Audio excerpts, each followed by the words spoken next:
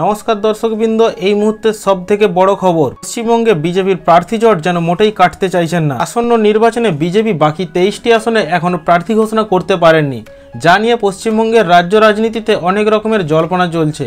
আবার শোনা যাচ্ছে আজ বিকেল অথবা সন্ধ্যের মধ্যে দিল্লির কেন্দ্রীয় কার্যালয় থেকে বিজেপি বাকি 20টি আসনের জন্য বাকি থেকে যাচ্ছে আরও 3টি আসন, যেটা নিয়ে রাজনৈতিক মহলে জল্পনা চলছে। তাহলে কি বিজেপি আর প্রার্থী দেবেন না এই 3টে আসনে? কি থাকছে আপডেট সমস্ত কিছুই জানাবো আজকের ভিডিওতে, তাই ভিডিওটি সম্পূর্ণ শেষ পর্যন্ত দেখবেন স্কিপ না করে, এবং চ্যানেলটিকে সাবস্ক্রাইব করে পাশে থাকা বেল আইকন প্রেস করে রাখবেন নিত্য নতুন আপডেট এইরকম সবার আগে পাওয়ার জন্য। তো বন্ধুরা, আজ সন্ধ্যেই অথবা বিকেলে ঘোষিত হতে চলেছে বিজেপির বাকি যে 23টা আসনের 20টি আসনের প্রার্থী তালিকা, যেখানে বাদ থেকে যাচ্ছে 3টি আসন, যার মধ্যে থেকে প্রথম আসন হলো ডায়মন্ড হারবার লোকসভা। ডায়মন্ড হারবার লোকসভা কেন্দ্রে একটু ধীরে চলো নীতি পন্থা অবলম্বন করছে বিজেপি সরকার, কারণ তৃণমূল এখানে অলরেডি অভিষেক বন্দ্যোপাধ্যায়কে প্রার্থী ঘোষণা করেছে, এবং আইএসএফ প্রার্থী নওশাদ সিদ্দিকীকে যদি এই লোকসভা আসনে লড়াই করতে দেখা যায় তাহলে বিজেপির কোনো বড় মুখকেই প্রার্থী ঘোষণা করতে পারে ভবিষ্যতে।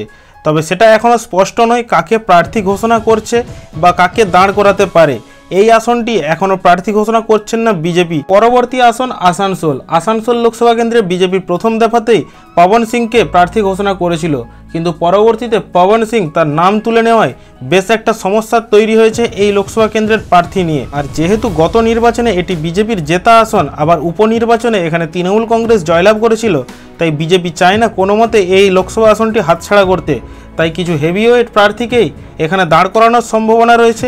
তবে দ্বিতীয় দফাতেও এই লোকসভা কেন্দ্রের প্রার্থী আসছে না এমনটাই ঘোষণা। এই দুটি লোকসভা আসন ছাড়াও দক্ষিণবঙ্গের আরও একটি লোকসভা আসনে বিজেপি দ্বিতীয় দফাতে প্রার্থী ঘোষণা করছেন না। এই লোকসভা আসনটির ক্ষেত্রেও প্রার্থী নির্বাচনের ক্ষেত্রে সমস্যা রয়েছে। যদিও পশ্চিমবঙ্গে ইতিমধ্যে 20টি আসনের প্রার্থী জট কেটে গিয়েছে এবং বাকি প্রার্থী আজই ঘোষণা হতে চলেছে, তবু এই 3টে আসনে কে প্রার্থী হবেন সেই নিয়ে চলছে সমস্যা, এবং রাজনৈতিক মহলে অনেক জল্পনা, অনেক আলোচনা। আপনাদের মতে কি মনে হয় যে ডায়মন্ড হারবার লোকসভা কেন্দ্রের প্রার্থী কে হতে পারেন? সেটা ভিডিওর কমেন্ট বক্সে অবশ্যই কমেন্ট করে জানাবেন, এবং আসানসোল লোকসভা কেন্দ্রের প্রার্থী কে হতে পারেন সেটাও কমেন্টে আপনাদের মতামত অবশ্যই জানাবেন। আজকের ভিডিওতে এটুকুই ছিল আপডেট। ভিডিও সম্পূর্ণ দেখার জন্য ধন্যবাদ।